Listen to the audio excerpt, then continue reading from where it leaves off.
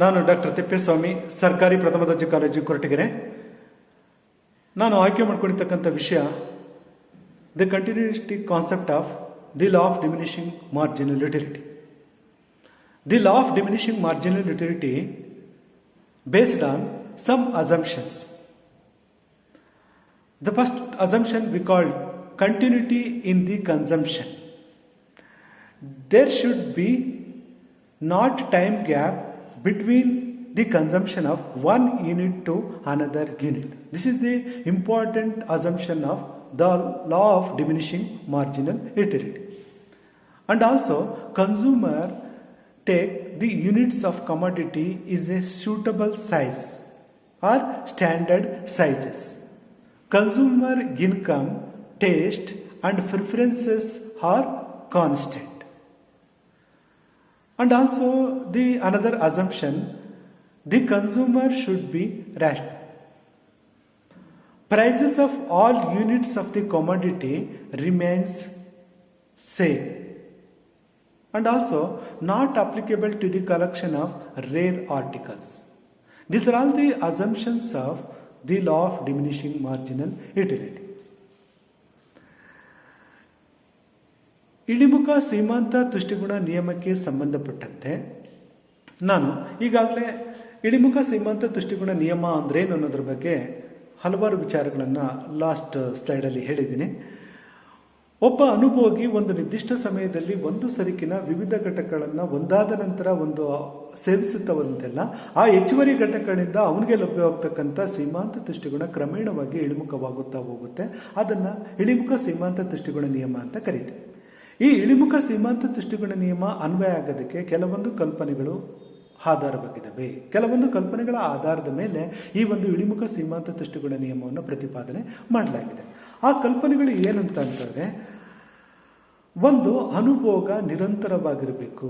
ಈಗಾಗಲೇ ನಾನು ಹೇಳಿರೋ ಪ್ರಕಾರ ಅನುಭೋಗಿ ಒಂದು ಸರಕಿನ ವಿವಿಧ ಘಟಕಗಳು ಅಂತ ನಾನು ಹೇಳಿದೆಲ್ಲ, ಸೇಬುಹಣ್ಣಿಗೆ ಸಂಬಂಧಪಟ್ಟಿರ್ತಕ್ಕಂಥ ವಿವಿಧ ಘಟಕಗಳು, ಸೇಬುಹಣ್ಣಿಗೆ ಸಂಬಂಧಪಟ್ಟಿರ್ತಕ್ಕಂಥ ವಿವಿಧ ಘಟಕಗಳು ಅಂತಾರೆ 1, 2, 3, 4, 5, 6 ಅಂತಕ್ಕಂಥ ಏನು ಸೇಬುಹಣ್ಣುಗಳನ್ನು ಒಂದಾದ ನಂತರ ಒಂದು ಸೇವಿಸುತ್ತಾ ಹೋಗಬೇಕು. ಒಂದಾದ ನಂತರ ಒಂದು ಸೇವಿಸ್ತಾ ಹೋದಂಥ ಸಂದರ್ಭದಲ್ಲಿ ಮಾತ್ರ ಈ ಒಂದು ನಿಯಮ ಅನ್ವಯ ಆಗುತ್ತೆ. ಇದು ಒಂದು ಪ್ರಮುಖವಾಗಿರ್ತಕ್ಕಂಥ ಕಲ್ಪನೆ. ಏನಂತಾರೆ, ಅನುಭೋಗ ಅಂತಕ್ಕಂಥದ್ದು ನಿರಂತರವಾಗಿರಬೇಕಾಗುತ್ತೆ. Continuity in the consumption is very important assumption of the law of diminishing marginal utility. ಜೊತೆಗೆ ನಿರ್ದಿಷ್ಟ ಪ್ರಮಾಣದಲ್ಲಿ ಸರಕನ್ನು ಅನುಭೋಗಿಸಬೇಕು. Units of the commodity in a suitable size. ನಿರ್ದಿಷ್ಟ ಪ್ರಮಾಣದಲ್ಲಿ ಈ ಒಂದು ಸರಕುಗಳನ್ನು ಏನು ಮಾಡಬೇಕು, ಅನುಭೋಗಿಸಬೇಕಾಗುತ್ತೆ. ಆವಾಗ ಮಾತ್ರ ಈ ಒಂದು ನಿಯಮ ಅನ್ವಯ ಆಗೋದಕ್ಕೆ ಸಾಧ್ಯ ಆಗುತ್ತೆ. ಈಗ ಸೇಬುಹಣ್ಣುಗಳಿಗೆ ಸಂಬಂಧಪಟ್ಟಂತೆ 6 ಸೇಬುಹಣ್ಣುಗಳು ಅಸ್ತಿತ್ವದಲ್ಲಿದ್ದಂಥ ಸಂದರ್ಭದಲ್ಲಿ ಇವತ್ತೊಂದು ದಿವಸ, ನಾಳೆ ಒಂದು ದಿವಸ, ನಾಡಿದ್ದೊಂದು ದಿವಸ ಅಂತ ತಿಂದರೆ ಆಗ ಈ ನಿಯಮ ಅನ್ವಯ ಆಗೋದಿಲ್ಲ. ಆ ಸೇಬುಹಣ್ಣುಗಳನ್ನು ಒಂದಾದ ನಂತರ ಒಂದನ್ನು ಸೇವಿಸಿದಂಥ ಸಂದರ್ಭದಲ್ಲಿ ಮಾತ್ರ, ಒಂದನೇ ಸೇಬುಹಣ್ಣನ್ನು ಸೇವಿಸಿದಂಥ ಸಂದರ್ಭದಲ್ಲಿ ಅವನ ಬಯಕೆಯ ತೀವ್ರತೆ ಹೆಚ್ಚಾಗಿರುತ್ತೆ. ಹಾಗಾಗಿ ಒಂದನೇ ಸೇಬುಹಣ್ಣಿನಿಂದ ಅವನಿಗೆ ಲಭ್ಯವಾಗ್ತಕ್ಕಂಥ ಸೀಮಾಂತ ತುಷ್ಟಿಗುಣ ಹೆಚ್ಚಾಗಿರುತ್ತೆ. ಎರಡನೇ ಸೇಬುಹಣ್ಣನ್ನು ಸೇವಿಸಿದಂಥ ಸಂದರ್ಭದಲ್ಲಿ ಅವನ ಬಯಕೆಯ ತೀವ್ರತೆ ಕಡಿಮೆ ಇರುತ್ತೆ. ಹಾಗಾಗಿ ಒಂದನೇ ಸೇಬುಹಣ್ಣಿಗಿಂತ ಎರಡನೇ ಸೇಬುಹಣ್ಣಿನಿಂದ ಅವನಿಗೆ ಲಭ್ಯವಾಗ್ತಕ್ಕಂಥ ಸೀಮಾಂತ ತುಷ್ಟಿಗುಣ ಕಡಿಮೆ ಆಗ್ತಾ ಹೋಗುತ್ತೆ. ಹೀಗೆ ಸೀಮಾಂತ ತುಷ್ಟಿಗುಣ ಇಳಿಮುಖವಾಗಬೇಕಾದ್ರೆ ಅಥವಾ ಕಡಿಮೆ ಆಗಬೇಕಾದ್ರೆ ಅನುಭೋಗ ಅಂತಕ್ಕಂಥದ್ದು ನಿರಂತರವಾಗಿರಬೇಕಾಗುತ್ತೆ. ಜೊತೆಗೆ ಅನುಭೋಗದ ಈ ಒಂದು ಪ್ರಮಾಣನೂ ಕೂಡ ಒಂದು ಸ್ಟ್ಯಾಂಡರ್ಡ್ ಸೈಜ್ ಅಥವಾ ಸೂಟಬಲ್ ಸೈಜು ಆಗಿರಬೇಕಾಗುತ್ತೆ. ಜೊತೆಗೆ ಅನುಭೋಗಿಯ ಆಯ್ಕೆ, ಅಭಿರುಚಿ ಮುಂತಾದ ವಿಚಾರಗಳಲ್ಲಿ ಯಾವುದೇ ಬದಲಾವಣೆಗಳು ಇರಬಾರದು. ಅನುಭೋಗಿಯ ಆದಾಯಕ್ಕೆ ಸಂಬಂಧಪಟ್ಟಂತೆ, ಅನುಭೋಗಿಯ ಈ ಒಂದು ಅಭಿರುಚಿಗೆ ಸಂಬಂಧಪಟ್ಟಂತೆ ಮತ್ತು ಅನುಭೋಗಿಯ ಆಯ್ಕೆಗೆ ಸಂಬಂಧಪಟ್ಟಂತೆ ಯಾವುದೇ ರೀತಿ ಬದಲಾವಣೆಗಳು ಇರಬಾರದು. ಒಂದು ವೇಳೆ ಅನುಭೋಗಿಯ ಆದಾಯದಲ್ಲಿ ಹೆಚ್ಚಾದಾಗ, ಅನುಭೋಗಿಯ ಅಭಿರುಚಿಯಲ್ಲಿ ಬದಲಾವಣೆ ಆದಂಥ ಸಂದರ್ಭದಲ್ಲಿ, ಅನುಭೋಗಿ ಸರಕುಗಳನ್ನು ಆಯ್ಕೆ ಮಾಡ್ಕೊಳ್ತಕ್ಕಂಥ ವಿಚಾರದಲ್ಲಿ ಬದಲಾವಣೆಗಳು ಸಂಭವಿಸಿದ್ದೇ ಆದರೆ ಆಗ ಈ ನಿಯಮ ಅನ್ವಯ ಆಗೋದಕ್ಕೆ ಸಾಧ್ಯ ಆಗಲ್ಲ.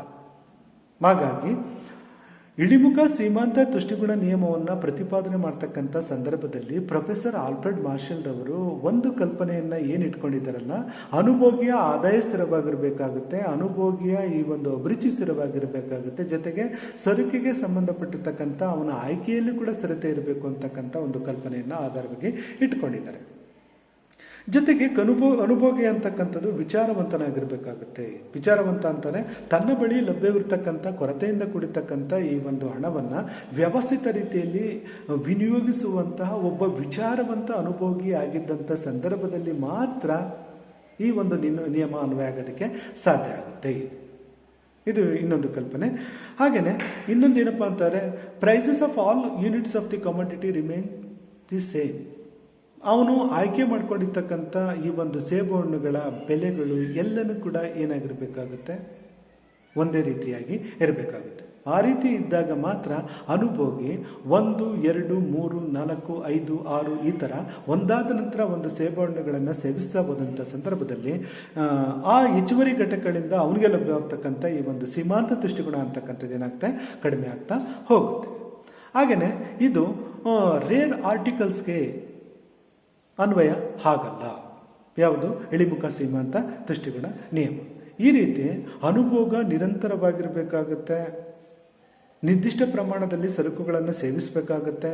ಅನುಭೋಗಿ ಆಯ್ಕೆ ಮತ್ತು ಅಭಿರುಚಿಯಲ್ಲಿ ಯಾವುದೇ ರೀತಿ ಬದಲಾವಣೆಗಳಿರಬಾರ್ದು. ಅನುಭೋಗಿ ಒಬ್ಬ ವಿಚಾರವಂತನಾಗಿರಬೇಕಾಗುತ್ತೆ. ಅನುಭೋಗಿ ಆಯ್ಕೆ ಮಾಡಿಕೊಂಡಿರ್ತಕ್ಕಂಥ ಈ ಒಂದು ಸರಕಿನ ಬೆಲೆಯಲ್ಲಿ ಸ್ಥಿರತೆ ಇರಬೇಕಾಗುತ್ತೆ. ಸೊ ಈ ರೀತಿಯ ಕಲ್ಪನೆಗಳ ಆಧಾರದ ಮೇಲೆ ಪ್ರೊಫೆಸರ್ ಆಲ್ಫ್ರೆಡ್ ಮಾರ್ಷಲ್ ಅವರು ಇಳಿಮುಖ ಸೀಮಾಂತ ತುಷ್ಟಿಗುಣ ನಿಯಮವನ್ನು ಪ್ರತಿಪಾದನೆ ಮಾಡಿದ್ದಾರೆ. ಈ ಕಲ್ಪನೆಗಳಲ್ಲಿ ಬದಲಾವಣೆ ಆದಂಥ ಸಂದರ್ಭದಲ್ಲಿ ಆಗ ಇಳಿಮುಖ ಸೀಮಾಂತ ತುಷ್ಟಿಗುಣ ನಿಯಮ ಅನ್ವಯ ಆಗಲ್ಲ. ಇಳಿಮುಖ ಸೀಮಾಂತ ತುಷ್ಟಿಗುಣ ಅಂತಂದರೆ ಒಬ್ಬ ಅನುಭೋಗಿ ಒಂದು ನಿರ್ದಿಷ್ಟ ಸಮಯದಲ್ಲಿ ಒಂದು ಸರಕಿನ ವಿವಿಧ ಘಟಕಗಳನ್ನು ಒಂದಾದ ನಂತರ ಒಂದು ಸೇವಿಸುತ್ತಾ ಹೋದಂತೆಲ್ಲ ಆ ಹೆಚ್ಚುವರಿ ಘಟಕಗಳಿಂದ ಅವನಿಗೆ ಲಭ್ಯವಾಗ್ತಕ್ಕಂಥ ಸೀಮಾಂತ ತುಷ್ಟಿಗುಣ ಕಡಿಮೆ ಆಗಬೇಕು ಅಂತಂತಂದರೆ ಈ ಎಲ್ಲ ಅಂಶಗಳಲ್ಲಿ ಸ್ಥಿರತೆ ಇರಬೇಕು. ಈ ಒಂದು ಕಲ್ಪನೆಗಳು ಅಸ್ತಿತ್ವದಲ್ಲಿ ಇರಬೇಕು. ಅಂದರೆ ಅನುಭೋಗ ನಿರಂತರವಾಗಿರಬೇಕಾಗುತ್ತೆ. ಅನುಭೋಗದ ಪ್ರಮಾಣನೂ ಕೂಡ ಏನಾಗಿರಬೇಕಾಗುತ್ತೆ, ನಿರ್ದಿಷ್ಟ ಪ್ರಮಾಣದಲ್ಲಿರಬೇಕಾಗುತ್ತೆ. ಅನುಭೋಗಿಯ ಆಯ್ಕೆ, ಅಭಿರುಚಿ ಮತ್ತು ಅವನ ಆಯ್ಕೆಯಲ್ಲಿ ಯಾವುದೇ ರೀತಿ ಇನ್ಕ ಆದಾಯದಲ್ಲಿ ಯಾವುದೇ ರೀತಿ ಬದಲಾವಣೆಗಳಿರಬಾರ್ದು. ಅನುಭೋಗಿ ಒಬ್ಬ ವಿಚಾರವಂತನಾಗಿರಬೇಕಾಗುತ್ತೆ. ಅನುಭೋಗಿ ಆಯ್ಕೆ ಮಾಡ್ಕೊಂಡಿರ್ತಕ್ಕಂಥ ಸರಕಿನ ಬೆಲೆ ಎಂತಕ್ಕಂಥದ್ದು ಏನಾಗಿರಬೇಕಾಗುತ್ತೆ, ಸಮನಾಗಿರಬೇಕಾಗುತ್ತೆ. ಈ ಒಂದು ಕಲ್ಪನೆಗಳ ಆಧಾರದ ಮೇಲೆ ಪ್ರೊಫೆಸರ್ ಆಲ್ಫ್ರೆಡ್ ಮಾರ್ಷಲ್ ಅವರು ಈ ಒಂದು ಇಳಿಮುಖ ಸೀಮಾಂತ ತುಷ್ಟಿಗುಣ ನಿಯಮವನ್ನು ಪ್ರತಿಪಾದನೆ ಮಾಡಿದ್ದಾರೆ. ಹಾಗೆಯೇ ಇನ್ನೊಂದು ಕಾನ್ಸೆಪ್ಟ್ ಅಂದರೆ the importance of law of diminishing marginal utility. ಈ ಇಂಪಾರ್ಟೆನ್ಸ್ ಬಗ್ಗೆ ನಾವು ಹೇಳ್ಬೇಕಂತಂದ್ರೆ this law formulation of tax policy. So particularly progressive tax is based on this law. As a person's income increases, the rate of tax rises because the marginal utility of money to him falls with the rise in his income. And also, this law basis for demand theory. Basis for demand theory. The law of demand and reasons for the reasons for demand curve sloping from the left to right are based on this law. And also this law guides us to maximum satisfaction. The law guides us to consumers how to get maximum satisfaction by spending limited money. And also this law guides us to progressive tax policy and other tax policies. And also explanation for the paradox value. The law provides perfect explanation for paradox value. And also the law is guidance to socialistic theory. Okay, these are all the importance of the law of diminishing marginal utility. ಸೀಮಾಂತ ತುಷ್ಟಿಗುಣ ನಿಯಮದ ಮಹತ್ವದ ಬಗ್ಗೆ ನಾವು ಹೇಳ್ತಕ್ಕಂಥ ಸಂದರ್ಭದಲ್ಲಿ ಈ ಇಳಿಮುಖ ಸೀಮಾಂತ ತುಷ್ಟಿಗುಣ ನಿಯಮವು ಈ ಕೆಳಕಂಡಂತೆ ಮಹತ್ವವನ್ನು ಪಡ್ಕೊಂಡಿದೆ ಅಂತ ನಾವು ಹೇಳ್ಬೋದು. ಯಾವ ರೀತಿ ಮಹತ್ವವನ್ನು ಪಡ್ಕೊಂಡಿದೆ ಅಂತಂತಂದರೆ ತೆರಿಗೆ ನೀತಿ ನಿರೂಪಣೆಯಲ್ಲಿ ಈ ಒಂದು ನಿಯಮ ಸಹಾಯಕಾರಿಯಾಗಿದೆ. ತೆರಿಗೆಗಳು ಅಂತಂದರೆ ಅದು ಪ್ರತ್ಯಕ್ಷ ತೆರಿಗೆಗಳನ್ನು ವಿಧಿಸ್ತಕ್ಕಂಥ ಸಂದರ್ಭದಲ್ಲಿ ಮತ್ತು ಪರೋಕ್ಷ ತೆರಿಗೆಗಳನ್ನು ವಿಧಿಸ್ತಕ್ಕಂಥ ಸಂದರ್ಭದಲ್ಲಿ ತೆರಿಗೆಗಳನ್ನು ವಿಧಿಸ್ತಕ್ಕಂಥ ಈ ಒಂದು ಯೋಜನಾ ತಜ್ಞರಿಗೆ ಈ ಒಂದು ನಿಯಮ ನೆರವಾಗುತ್ತದೆ. ಪ್ರತ್ಯಕ್ಷ ತೆರಿಗೆಗಳು ಅಂತಾರೆ ಆದಾಯ ತೆರಿಗೆ, ಕಂಪನಿ ತೆರಿಗೆ, ಅದೇ ರೀತಿ ಒಂದು ಪರೋಕ್ಷ ತೆರಿಗೆಗಳು, ಈಗ ಏನು GST ಇವನ್ನೆಲ್ಲನೂ ಕೂಡ ಆಗ್ತಕ್ಕಂಥ ಸಂದರ್ಭದಲ್ಲಿ ಯೋಜನಾ ತಜ್ಞರಿಗೆ ಈ ಒಂದು ನಿಯಮ ನೆರವಾಗುತ್ತೆ ಅಂತ ಹೇಳ್ಬೋದು. ಅದೇ ರೀತಿ ಬೇಡಿಕೆ ನಿಯಮ ಮತ್ತು ಬೇಡಿಕೆ ರೇಖೆ ಏಕೆ ಎಡದಿಂದ ಬಲಕ್ಕೆ ಇಳಿಮುಖವಾಗುತ್ತದೆ ಎಂಬುದಕ್ಕೆ ಪ್ರಮುಖ ಆಧಾರವಾಗಿದೆ ಈ ಒಂದು ನಿಯಮ. ಇಲ್ಲಿ ಬೇಡಿಕೆ ನಿಯಮ ಏನು ಹೇಳುತ್ತೆ, ಇತರೆ ಸ್ಥಿತಿಗತಿಗಳು ಸ್ಥಿರವಾಗಿದ್ದಾಗ ಬೆಲೆ ಹೆಚ್ಚಾದಾಗ ಬೇಡಿಕೆ ಕಡಿಮೆ ಆಗುತ್ತೆ, ಬೆಲೆ ಕಡಿಮೆ ಆದಾಗ ಬೇಡಿಕೆ ಹೆಚ್ಚಾಗುತ್ತೆ ಅನ್ನೋ ಒಂದು ವಿಚಾರವನ್ನು ತಿಳಿಯಪಡಿಸುತ್ತೆ ಯಾವುದು ಬೇಡಿಕೆ ನಿಯಮ.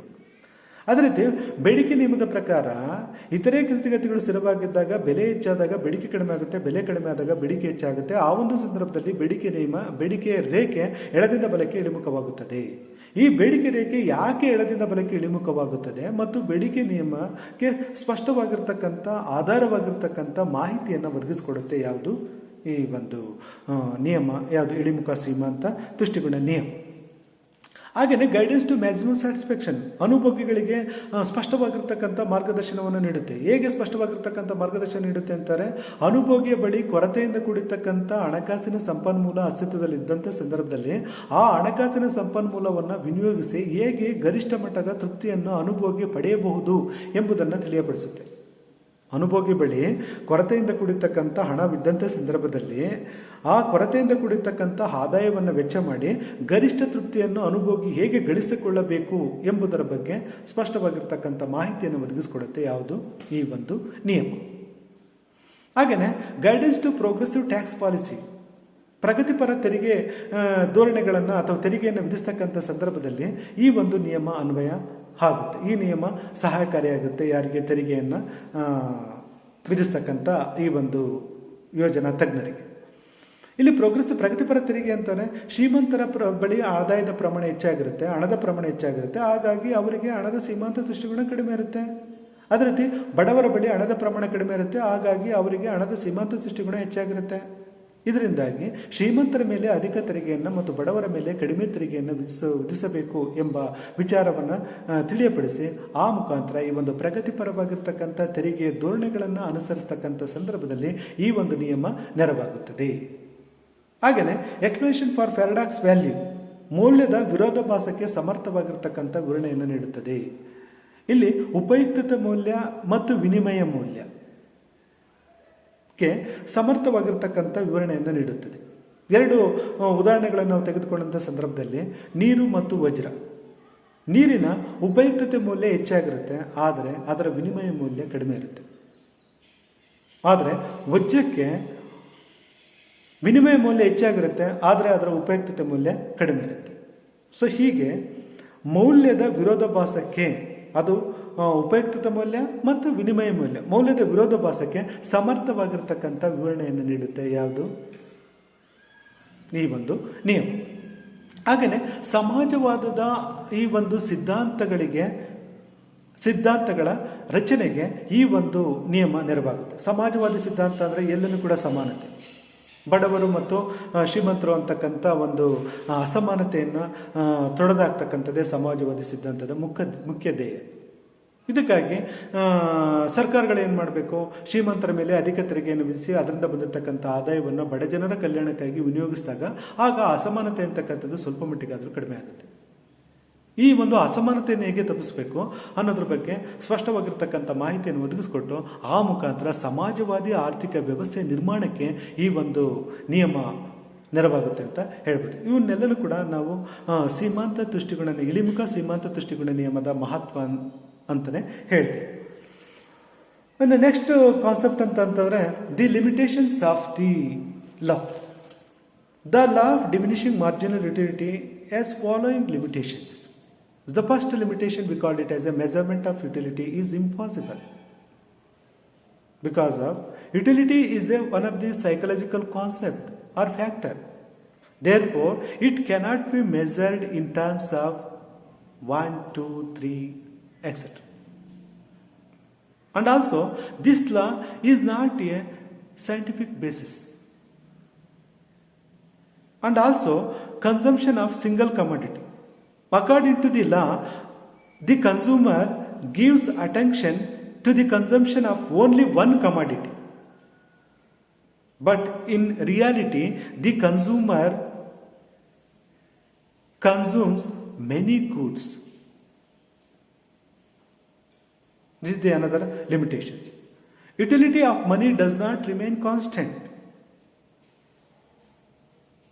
The possibilities of increasing in utility with the changes in income, taste and preferences. These are all the limitations of the law of diminishing marginal utility. ಈ ಒಂದು ಇಳಿಮುಖ ಸೀಮಾಂತ ತುಷ್ಟಿಗುಣ ನಿಯಮಕ್ಕೆ ಸಂಬಂಧಪಟ್ಟಂತೆ ಈ ಕೆಳಕಂಡಂತ ಈ ಒಂದು ಟೀಕೆಗಳನ್ನು ನಾವು ನೋಡ್ಬೋದು. ಏನಂತ ಅಂದರೆ measurement of utility is impossible. Measurement of utility is impossible. ತುಷ್ಟಿಗುಣವನ್ನು ಮಾಪನ ಮಾಡ್ತಕ್ಕಂಥದ್ದು ಒಂದು ಅಸಾಧ್ಯವಾಗಿರ್ತಕ್ಕಂಥ ಒಂದು ಅಂಶ. ಯಾಕೆಂದರೆ ತುಷ್ಟಿಗುಣ ಅಂತಕ್ಕಂಥದ್ದು ಒಂದು ಮಾನಸಿಕವಾಗಿರ್ತಕ್ಕಂಥ ಅಂಶ. ಈ ಮಾನಸಿಕವಾಗಿರ್ತಕ್ಕಂಥ ಅಂಶದಿಂದಾಗಿ ಇದು ವ್ಯಕ್ತಿಯಿಂದ ವ್ಯಕ್ತಿಗೆ, ಸ್ಥಳದಿಂದ ಸ್ಥಳಕ್ಕೆ, ಪ್ರದೇಶದಿಂದ ಪ್ರದೇಶಕ್ಕೆ ಭಿನ್ನವಾಗಿರುತ್ತದೆ. ತುಷ್ಟಿಗುಣ ಅಂತಕ್ಕಂಥದ್ದು ಒಂದು ಮಾನಸಿಕವಾಗಿರ್ತಕ್ಕಂಥ ಅಂಶ ಆಗಿರೋದ್ರಿಂದ ವ್ಯಕ್ತಿಯಿಂದ ವ್ಯಕ್ತಿಗೆ, ಸ್ಥಳದಿಂದ ಸ್ಥಳಕ್ಕೆ ಬೇರೆ ಬೇರೆ ಆಗಿರುತ್ತೆ. ಈ ಮಾನಸಿಕ ಅಂಶವನ್ನು ಪ್ರಮಾಣೀಕರಿಸೋದಕ್ಕೆ ಎಲ್ಲಿ ಕೂಡ ಮಾನದಂಡಗಳಿಗಿಲ್ಲ. ಹಾಗಾಗಿ ತುಷ್ಟಿಗುಣವನ್ನು ಸಂಖ್ಯೆಗಳ ಮುಖಾಂತರ ಅಳತೆ ಮಾಡ್ಬೋದು ಅಂತಕ್ಕಂಥ ಹೇಳ್ತಕ್ಕಂಥ ಪ್ರೊಫೆಸರ್ ಆಲ್ಫ್ರೆಡ್ ಮಾರ್ಷಲ್ ಅವರ ಈ ಒಂದು ವಿಶ್ಲೇಷಣೆ ನಿಜಕ್ಕೂ ಕೂಡ ಒಂದು ಅಸಮರ್ಪಕವಾಗಿರ್ತಕ್ಕಂಥ ವಿಶ್ಲೇಷಣೆ ಅಂತ ಟೀಕಿಸಿದ್ದಾರೆ ಯಾರು, JRX ಮತ್ತು RJD ಎಲೆನ್. ಹಾಗೆಯೇ ಈ ಒಂದು ನಿಯಮಕ್ಕೆ ಯಾವುದೇ ಈ ಒಂದು ವೈಜ್ಞಾನಿಕ ಆಧಾರನೇ ಇಲ್ಲ ಅಂತ ಅಂದ್ಬಿಟ್ಟು ಟೀಕೆ ಮಾಡಿದ್ದಾರೆ. ವೈಜ್ಞಾನಿಕ ಆಧಾರ ಅಂತಂದರೆ ಈಗ ನ್ಯೂಟನ್ನ ನಿಯಮ ದಲ್ಲಿ ಬರ್ತಕ್ಕಂಥ ವಿಚಾರಗಳು ಅವುಗಳಿಗೆ ಒಂದು ಸತ್ಯಾಸತ್ಯತೆ ಆಗಿರ್ತಕ್ಕಂಥ ಒಂದು ಬೇಸ್ ಇರುತ್ತೆ. ಆದರೆ ಇದು ಒಂದು ಸೈಕಲಾಜಿಕಲ್ ಕಾನ್ಸೆಪ್ಟ್ ಆಗಿರೋದ್ರಿಂದ ಇದಕ್ಕೆ ಯಾವುದೇ ರೀತಿಯ ಈ ಒಂದು ವೈಜ್ಞಾನಿಕ ಆಧಾರವೇ ಇಲ್ಲ. ಹಾಗೆಯೇ ಇನ್ನೊಂದು ಕಲ್ಪನೆ ಏನಪ್ಪ ಅಂತಂದರೆ, ಇದರ ಲಿಮಿಟೇಷನ್ಸ್ ಏನಪ್ಪ ಅಂದರೆ ಒಂದೇ ವಸ್ತುವಿನ ಪರಿಗಣನೆಯನ್ನು ಇಲ್ಲಿ ತೆಗೆದುಕೊಳ್ಳಲಾಗಿದೆ. ಒಂದೇ ವಸ್ತುವಿನ ಪರಿಗಣನೆ. ಆದರೆ ಅನುಭೋಗಿಗಳು ಜಾಗತಿಕ ಮಾರುಕಟ್ಟೆಯಲ್ಲಿ ನಾನಾ ರೀತಿಯ ಸರಕುಗಳನ್ನು ಕೊಂಡ್ಕೊಳ್ತಾರೆ. ಈ ನಾನಾ ರೀತಿಯ ಸರಕುಗಳು ಈಗ ಪ್ರಸ್ತುತ ಇರತಕ್ಕಂಥ ಮಾರುಕಟ್ಟೆ ಸ್ವಾಮ್ಯತ ಪೈಪೋಟಿ ಮಾರುಕಟ್ಟೆ. ಈ ಒಂದು ಸ್ವಾಮ್ಯತ ಪೈಪೋಟಿ ಮಾರುಕಟ್ಟೆ ಅಂತಾರೆ. ಆ ಒಂದು ಮಾರುಕಟ್ಟೆಯಲ್ಲಿ ನಾನಾ ರೀತಿಯ ಸರಕುಗಳು ಅಸ್ತಿತ್ವದಲ್ಲಿರ್ತವೆ. ಆ ನಾನಾ ರೀತಿಯ ಸರಕುಗಳಿಗೆ ತನ್ನದೇ ಆಗಿರ್ತಕ್ಕಂಥ ಬದಲಿ ಸರಕುಗಳು ಇರ್ತವೆ. ಇದರಿಂದಾಗಿ ಅನುಭೋಗಿಗಳು ಸಾಕಷ್ಟು ರೀತಿಯ ಸರಕುಗಳನ್ನು ಕೊಂಡ್ಕೊಳ್ತಿರ್ತಾರೆ. ಈ ರೀತಿ ಕೊಂಡ್ಕೊಂಡಂಥ ಸಂದರ್ಭದಲ್ಲಿ ಈ ನಿಯಮ ಅನ್ವಯ ಆಗದೇ ಇಲ್ಲ. ಇಲ್ಲೇನು consumption of only single commodity ಅಂತ ಹೇಳ್ತಾರೆ. ಆದರೆ ಅನುಭೋಗಿಗಳು ನಾನಾ ರೀತಿಯ ಸರಕುಗಳನ್ನು ಕೊಡ್ತಕ್ಕಂಥ ಒಂದು ವ್ಯವಸ್ಥೆ ಇರೋದ್ರಿಂದ ಈ ನಿಯಮ ಅಷ್ಟಾಗಿ ಅನ್ವಯ ಆಗಲ್ಲ. ಹಾಗೆಯೇ utility of money does not remain constant ಅಂತ ಹೇಳ್ತಾರೆ. ಹಣದ ಸೀಮಾಂತ ತುಷ್ಟಿಗುಣ ಸ್ಥಿರವಾಗಿರುತ್ತೆ ಅಂತ ಹೇಳ್ತಾರೆ. ಆದರೆ ಎಲ್ಲ ಸಂದರ್ಭದಲ್ಲಿ ಕೂಡ ಹಣದ ಸೀಮಾಂತ ತುಷ್ಟಿಗುಣ ಸ್ಥಿರವಾಗಿರೋದಕ್ಕೆ ಸಾಧ್ಯನೇ ಇಲ್ಲ. ಎಲ್ಲ ಸಂದರ್ಭದಲ್ಲಿ ಕೂಡ ಹಣದ ಸೀಮಾಂತ ತುಷ್ಟಿಗುಣ ಸ್ಥಿರವಾಗಿರೋದಕ್ಕೆ ಸಾಧ್ಯನೇ ಇಲ್ಲ. ಯಾಕೆ ಸಾಧ್ಯ ಇಲ್ಲ ಅಂತಂದರೆ, ಶ್ರೀಮಂತರ ವರ್ಗದವರಿಗೆ ಹಣದ ಶ್ರೀಮಂತ ವರ್ಗದವರಿಗೆ ಆದಾಯದ ಪ್ರಮಾಣ ಅಥವಾ ಹಣದ ಪ್ರಮಾಣ ಹೆಚ್ಚಾಗಿರುತ್ತೆ. ಆ ಕಾರಣಕ್ಕಾಗಿ ಅವರ ಈ ಒಂದು ಶ್ರೀಮಂತ ತುಷ್ಟಿಗುಣ ಅವ್ರಿಗೆ ಕಡಿಮೆ ಇರುತ್ತೆ. ಶ್ರೀಮಂತ ವರ್ಗದವರ ಆದಾಯದ ಪ್ರಮಾಣ ಹೆಚ್ಚಾಗಿರೋದ್ರಿಂದ ಅವರಿಗೆ ಶ್ರೀಮಂತ ತುಷ್ಟಿಗುಣ ಕಡಿಮೆ ಇರುತ್ತೆ. ಯಾವುದಕ್ಕೆ ಸಂಬಂಧಪಟ್ಟಂತೆ? ಹಣಕ್ಕೆ ಸಂಬಂಧಪಟ್ಟಂತೆ. ಆದರೆ ಕೆಳವರ್ಗದವರ ಆದಾಯದ ಪ್ರಮಾಣ ಕಡಿಮೆ ಇರೋದ್ರಿಂದ ಅವರ ಸೀಮಾಂತ ತುಷ್ಟಿಗುಣ ಹೆಚ್ಚಾಗಿರುತ್ತೆ. ಇದರಿಂದಾಗಿ ಹಣದ ಸೀಮಾಂತ ತುಷ್ಟಿಗುಣ ಸ್ಥಿರವಾಗಿರುತ್ತೆ ಅಂತಕ್ಕಂಥ ಒಂದು ಕಲ್ಪನೆ ಸಮಂಜಸವಲ್ಲ ಅಂತ ಅಂದ್ಬಿಟ್ಟು ಇದನ್ನು ಟೀಕೆ ಮಾಡಿದ್ದಾರೆ. ಹಾಗೆಯೇ ಅನುಭೋಗಿಯ ಆಯ್ಕೆ, ಅವನ ಅಭಿರುಚಿ, ಅವನ ಈ ಒಂದು ಆದಾಯ ಇವೆಲ್ಲನೂ ಕೂಡ ಸ್ಥಿರವಾಗಿರುತ್ತೆ ಅಂತಕ್ಕಂಥ ಒಂದು ಕಲ್ಪನೆ ಆಧಾರವಾಗಿ ಹೊಂದಿದೆ ಈ ಒಂದು ನಿಯಮ. ಆದರೆ ನಾವು ವಾಸ್ತವಿಕವಾಗಿ ನೋಡಿದಂಥ ಸಂದರ್ಭದಲ್ಲಿ ಎಲ್ಲ ಸಂದರ್ಭದಲ್ಲೂ ಕೂಡ ಈ ಒಂದು ಇದನ್ನು ನಾವು ನೋಡೋಕ್ಕಾಗೋದಿಲ್ಲ. ಅನುಭೋಗಿಯ ಆಯ್ಕೆಯಲ್ಲಿ ಬದಲಾವಣೆ ಆಗ್ಬೋದು, ಅವನ ಅಭಿರುಚಿಯಲ್ಲಿ ಬದಲಾವಣೆಗಳಾಗ್ಬೋದು, ಅವನ ಆದಾಯದಲ್ಲಿ ಬದಲಾವಣೆ ಆಗ್ಬೋದು. ಸೊ ಈ ಒಂದು ಬದಲಾವಣೆಗಳಾದಂಥ ಸಂದರ್ಭದಲ್ಲಿ ಈ ನಿಯಮ ಅನ್ವಯ ಆಗಲ್ಲ. ಇದರ ಲಿಮಿಟೇಷನ್ಸ್ ಅಥವಾ ಇದರ ಮಿತಿಗಳು ಅಂತಂದರೆ, ಇಳಿಮುಖ ಸೀಮಾಂತ ತುಷ್ಟಿಗುಣ ನಿಯಮ ಈ ರೀತಿಯ ಈ ಒಂದು ಲಿಮಿಟೇಷನ್ಸನ್ನು ಒಳಗೊಂಡಿದೆ. ತುಷ್ಟಿಗುಣವನ್ನು ಮಾಪನ ಮಾಡ್ತಕ್ಕಂಥದ್ದು ಸಾಧ್ಯ ಇಲ್ಲ. ಯಾಕೆಂದರೆ ಅದು ಒಂದು ಸೈಕಲಾಜಿಕಲ್ ಕಾನ್ಸೆಪ್ಟ್. ಹಾಗೆಯೇ ಇದಕ್ಕೆ ಯಾವುದೇ ರೀತಿ ವೈಜ್ಞಾನಿಕ ಆಧಾರ ಇಲ್ಲ. ಹಾಗೆಯೇ ಅನುಭೋಗಿ ಕೇವಲ ಒಂದು ಸರಕನ್ನು ಮಾತ್ರ ಕೊಂಡ್ಕೊಳ್ಬೇಕು ಅಂತಕ್ಕಂಥ ಅಥವಾ ಅನುಭವಿಸ್ಬೇಕು ಅಂತಕ್ಕಂಥ ಒಂದು ವಿಚಾರ ಸಮಂಜಸ ಅಲ್ಲ. ಯಾಕೆಂದರೆ ಇವತ್ತು ಅನುಭೋಗಿಗಳು ನಾನಾ ರೀತಿಯ ಸರಕನ್ನು ಕೊಂಡ್ಕೊಳ್ತಿರ್ತಾರೆ. ಹಾಗೆಯೇ ಹಣದ ಸೀಮಾಂತ ತುಷ್ಟಿಗುಣ ಸ್ಥಿರವಾಗಿರುತ್ತೆ ಅಂತಕ್ಕಂಥ ಒಂದು ವಿಚಾರವನ್ನು ಹೇಳ್ತಾರೆ. ಆದರೆ ವಾಸ್ತವಿಕವಾಗಿ ಹಣ ಅಂತಕ್ಕಂಥದ್ದು ಕೂಡ ಒಂದು ವಸ್ತುವಾಗಿರೋದ್ರಿಂದ ಅದು ಅದರ ಈ ಒಂದು ಸೀಮಾಂತ ತುಷ್ಟಿಗುಣ ಸ್ಥಿರವಾಗಿರೋದಕ್ಕೆ ಸಾಧ್ಯನೇ ಇಲ್ಲ. ಹಾಗೆಯೇ ಅನುಭೋಗಿಯ ಆದಾಯ, ಅವನ ಆಯ್ಕೆ, ಅಭಿರುಚಿ ಇವೆಲ್ಲನೂ ಕೂಡ ಬದಲಾವಣೆಗಳನ್ನು ಒಳಗೊಂಡಿರ್ತವೆ. ಸೊ ಈ ರೀತಿಯ ಲಿಮಿಟೇಷನ್ಸನ್ನು ಅಥವಾ ಮಿತಿಗಳನ್ನು ನಾವು ನೋಡ್ತೀವಿ ಎಲ್ಲಿ? ಇಳಿಮುಖ ಸೀಮಾಂತ ತುಷ್ಟಿಗುಣ ನಿಯಮದಲ್ಲಿ. ಓಕೆ, ಇದುವರೆಗೂ ಇಳಿಮುಖ ಸೀಮಾಂತ ತುಷ್ಟಿಗುಣ ನಿಯಮ ಅಂತಂದ್ರೇನು, ಇಳಿಮುಖ ಸೀಮಾಂತ ತುಷ್ಟಿಗುಣ ನಿಯಮದ ಈ ಒಂದು ಕಲ್ಪನೆಗಳೇನು, ಇಳಿಮುಖ ಸೀಮಾಂತ ದೃಷ್ಟಿಕೋನ ನಿಯಮದ ಮಹತ್ವ ಏನು, ಹಾಗೆಯೇ ಇಳಿಮುಖ ಸೀಮಾಂತ ದೃಷ್ಟಿಕೋನ ನಿಯಮದ ಈ ಒಂದು ಲಿಮಿಟೇಷನ್ಸ್ ಏನು ಅನ್ನೋದ್ರ ಬಗ್ಗೆ ನಾನು ಹೇಳಿದ್ದೀನಿ. ಇದುವರೆಗೂ ನಿಮಗೆ ಗೊತ್ತಾಗಿರಬೇಕು ಇಳಿಮುಖ ಸೀಮಾಂತ ದೃಷ್ಟಿಕೋನ ನಿಯಮ, ಅದನ್ನು ಯಾರು ವ್ಯವಸ್ಥಿತ ರೀತಿಯಲ್ಲಿ ಅಭಿವೃದ್ಧಿಪಡಿಸಿದ್ದು, ಆ ಒಂದು ನಿಯಮದ ಕಲ್ಪನೆಗಳೇನು ಮತ್ತು ಆ ಒಂದು ನಿಯಮದ ಮಹತ್ವ ಏನು, ಹಾಗೆಯೇ ಆ ಒಂದು ನಿಯಮ ಒಳಗೊಂಡಿರ್ತಕ್ಕಂಥ ಕೆಲವೊಂದು ಲಿಮಿಟೇಷನ್ಸ್ ಏನು. ಓಕೆ, ಇವನ್ನೆಲ್ಲನೂ ಕೂಡ ನಾನು ಈ ಒಂದು ಕಾನ್ಸೆಪ್ಟಲ್ಲಿ ಹೇಳಿದ್ದೀನಿ. Thank you.